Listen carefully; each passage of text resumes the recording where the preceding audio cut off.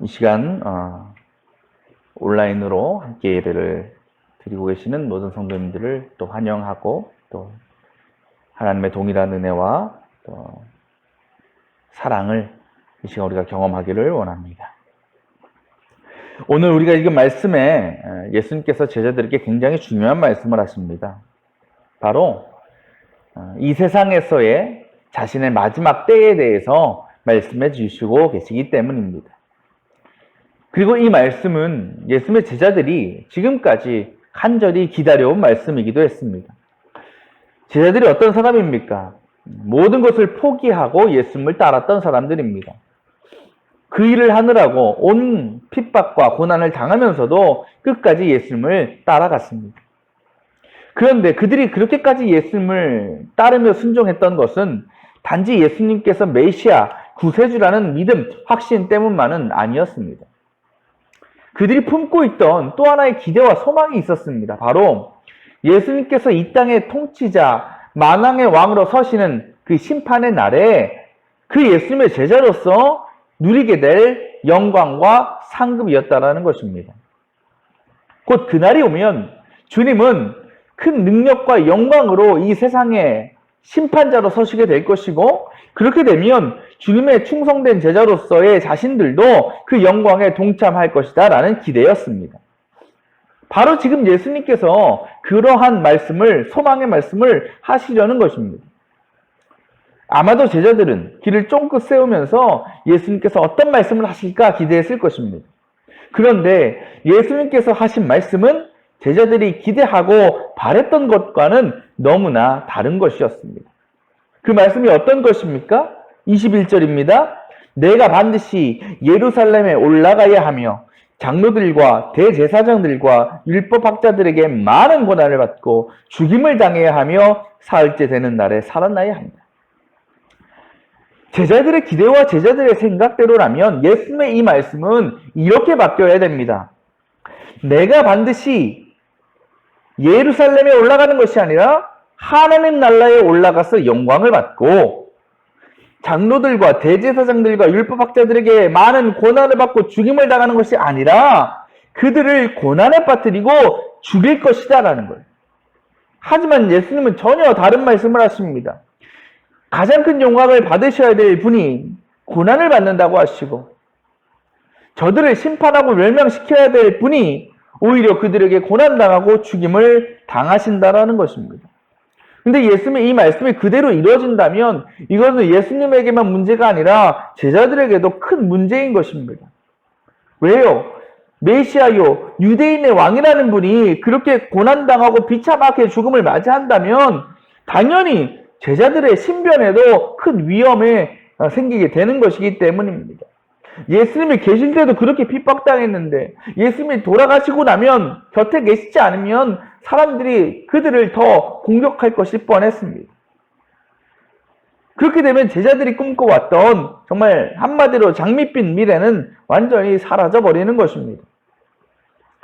그 예수 말씀을 듣다가 참다 못한 베드로가 자리를 박차고 예수님께 나아갔습니다. 오늘 말씀을 보니까 이렇게 기록되어 있죠. 베드로가 예수를 따로 붙들었다. 이 따로 붙들다라는 말을 동일한 내용이 기록된 마가복음을 보면 이렇게 기록합니다. 베드로가 예수를 바짝 잡아당기고 그에게 항의하였다.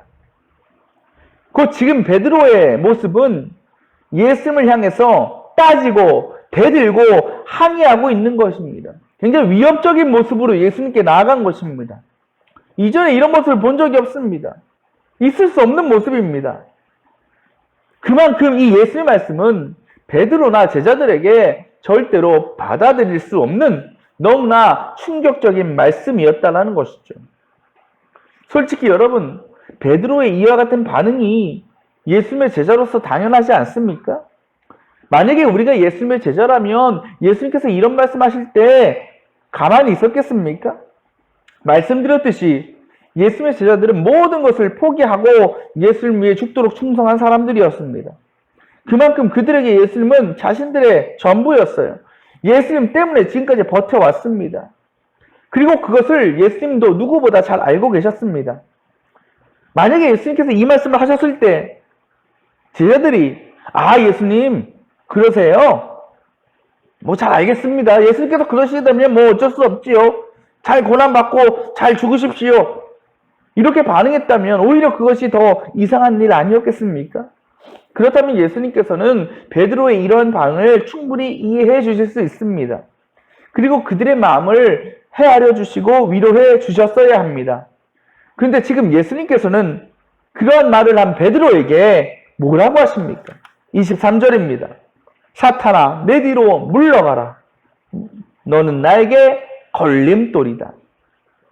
우리가 지난주 말씀에 어떤 말씀을 나눴냐면 예수님께서 제자들에게 너희는 날 누구라고 생각하냐를 물어보셨죠. 그때 베드로요 그리스도입니다 라고 고백했어요. 원하시던 대답이었습니다. 그 베드로의 대답에 너무나 마음이 기쁘고 흡족하신 예수님께서 베드로에게 뭐라고 말씀하십니까? 너는 반석이다라 그랬어요. 내가 그 반석 위에다가 교회를 세우겠다라 그랬어요. 반석이라고 사람을 불렀다는 것은 예수님께서 하실 수 있는 가장 큰 칭찬입니다. 하나님께서 아브라함에게나 하셨던 칭찬이었어요. 그런데 그렇게 가장 큰 영광과 칭찬을 받았던 베드로가 지금은 예수님께 어떻게 불림을 받고 있습니까? 사탄이요, 걸림돌이라고 불리고 있다는 것이죠. 최고의 칭찬을 받는 존재에서 최악의 저주를 받게 된 베드로였습니다. 왜 베드로는 이렇게 될 수밖에 없었던 것일까요? 왜 예수님께서 그를 반석이라고 하셨다가 지금은 사탄, 걸림돌이라고 하신 것일까요? 이어지는 말씀에 그 이유를 설명하시죠. 하나님의 일을 생각하지 않고 사람의 일만 생각하는구나. 우리가 사탄이라고 말씀하지, 사탄을 문자적으로 보면 이런 뜻입니다. 반대자라는 뜻이 있어요. 반대자. 그러니까 사탄이 하는 일은 뭡니까? 하나님께서 하시는 일에 대해서 반대되는 일을 우리가 하게끔 유도하고 유혹하는 거죠. 그리고 왜 베드로는 그 예수의 말씀에 이렇게 반대하고 항의한 것일까? 이유가 뭘까요?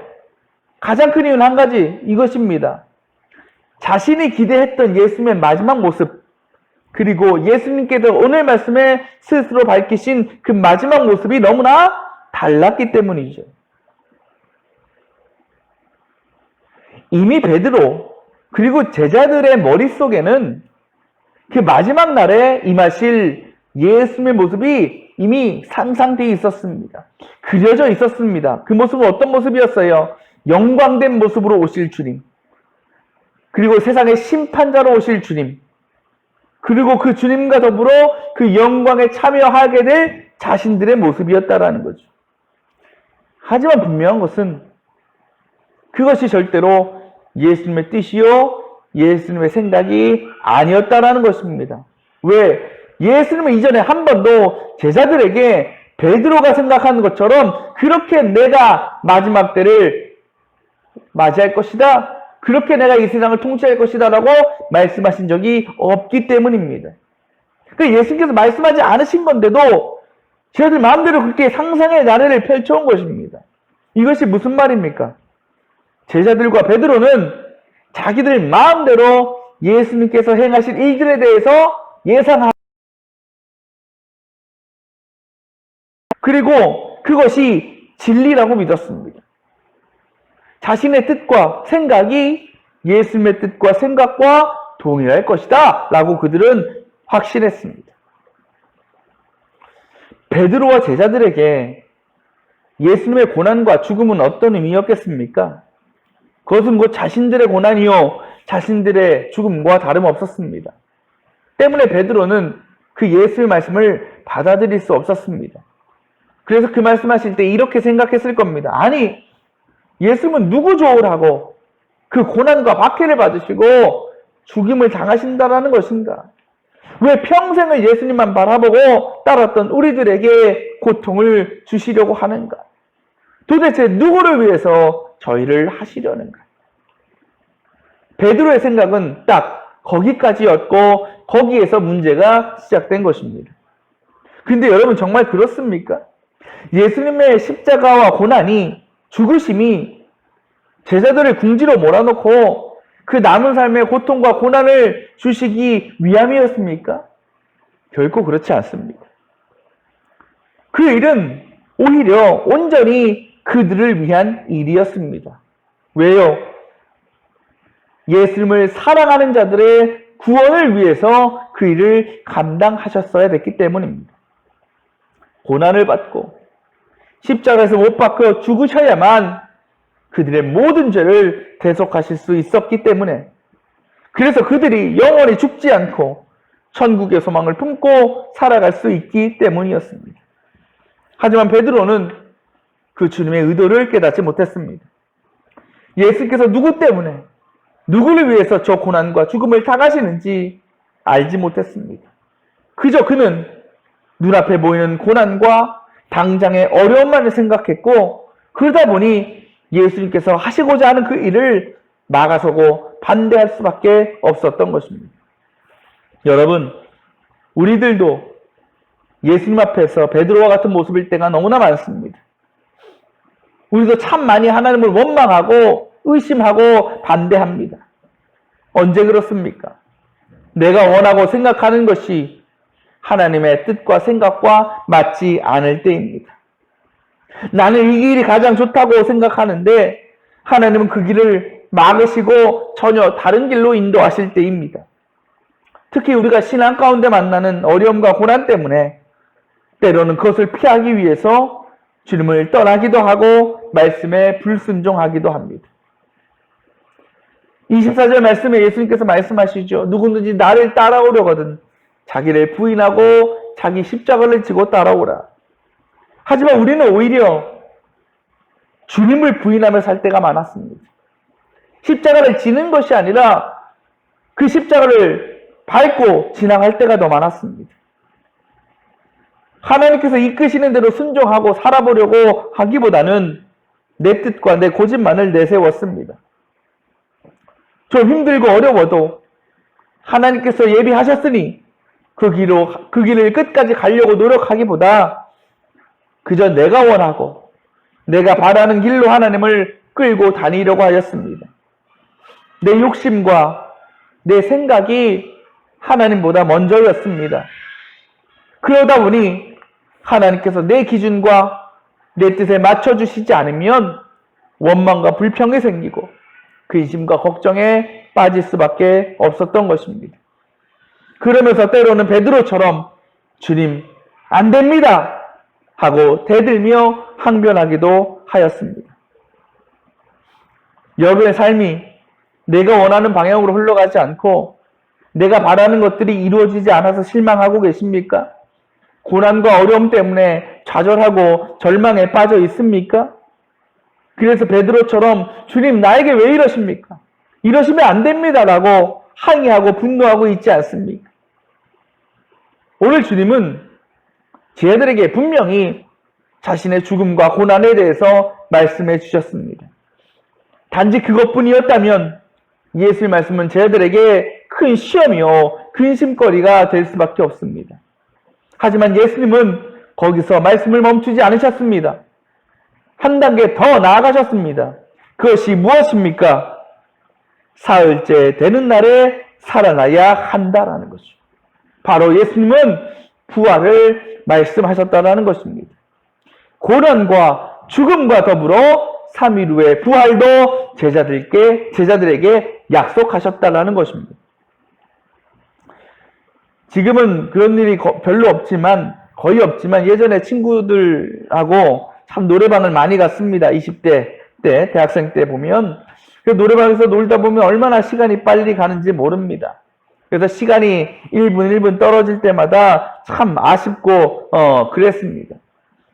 근데 저희 친구들이 노래방을 가게 되면 이제 마지막 헤어짐을 아쉬워하면서 부르던 노래가 있었습니다. 아마 제 또래의 분들은 많이 아실 노래지만 바로 015B라는 가수의 이젠 안녕이라는 곡이었습니다. 이제 그 곡을 부르게 되면 이제 서로 친구들끼리 어깨 동무를 하며 서로 파트를 나눠서 이 노래를 부르고 헤어짐을 아쉬워했습니다. 그 노래 가사 중에 가장 유명한 가사가 이것입니다. 안녕은 영원한 헤어짐은 아니겠지요? 다시 만나기 위한 약속일 거야. 그러니까 안녕하고, 지금은 우리가 안녕을 하고 있지만 헤어진다고 해서 영영 못 만나는 것인가? 그렇지 않다라는 거죠.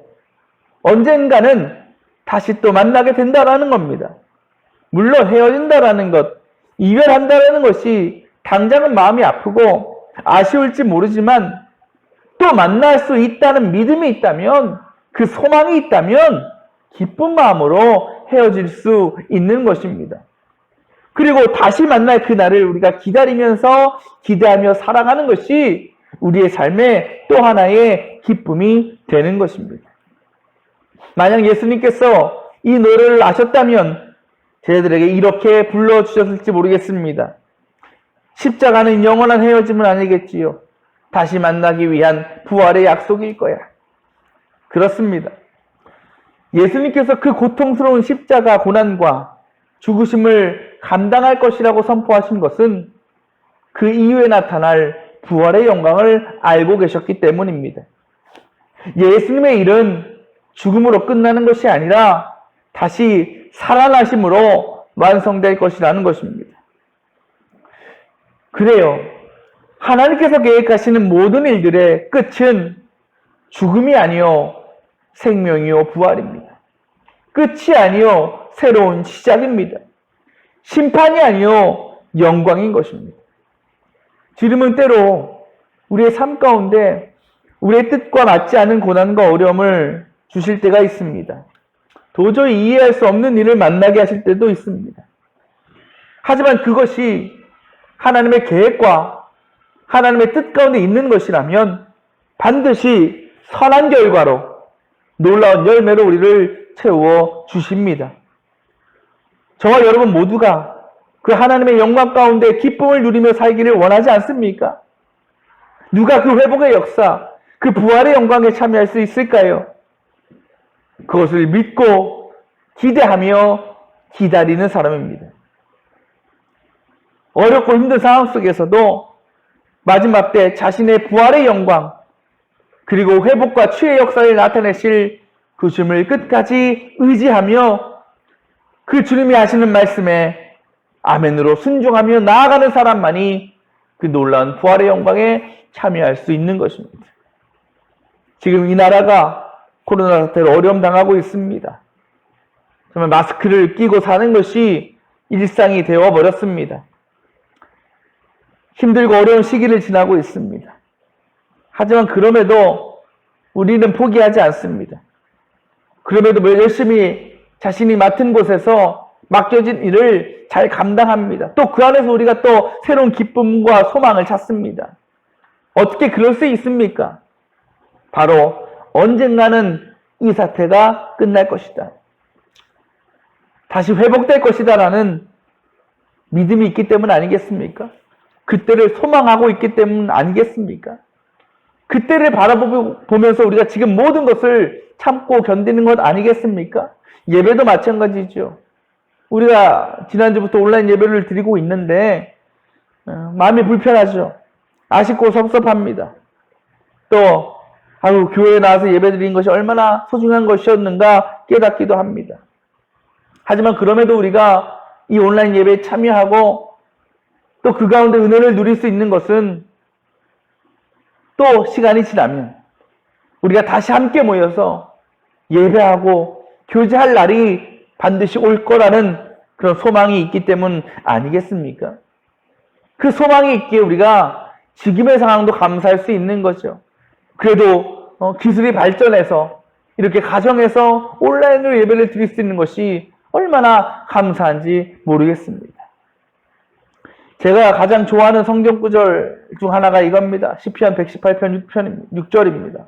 다윗의 고백입니다. 주님은 내 편이심으로 나는 두렵지 않다라는 말씀이죠. 그래요. 우리 주님은 우리 편입니다. 우리 주님은 늘 저와 여러분 편에 서서 일하십니다. 하지만 모든 일에서 우리의 편이 되시진 않습니다. 우리가 하나님의 뜻과 생각, 내 뜻과 생각이 아니라 하나님의 말씀을 진리로 믿고 또 행하며 살아갈 때에 주님은 모든 관심과 사랑을 우리에게 부어주시는 것입니다. 그런 우리는 지난주 예수님께서 베드로에게 말씀하신 것처럼 주님의 귀한 반석으로 설 수 있는 것이고, 또한 우리의 삶 가운데 놀라운 부활의 능력을 경험할 수 있는 것입니다. 주님을 향한 온전한 믿음의 삶 가운데 우리의 편이 되시는 그 하나님의 놀라운 회복과 응답의 역사가 저와 여러분의 삶 가운데 경험되시기를 소망합니다. 때로 주님이 주시는 십자가가 버겁고 힘들지라도 그 십자가를 통해서 부활의 능력을 나타내실 주님을 믿고 소망하며 늘 기쁨과 감사함으로 그 믿음의 길을 끝까지 걸어가는, 그래서 결국은 승리하는 우리 모든 성도들 다 되시기를 축원합니다.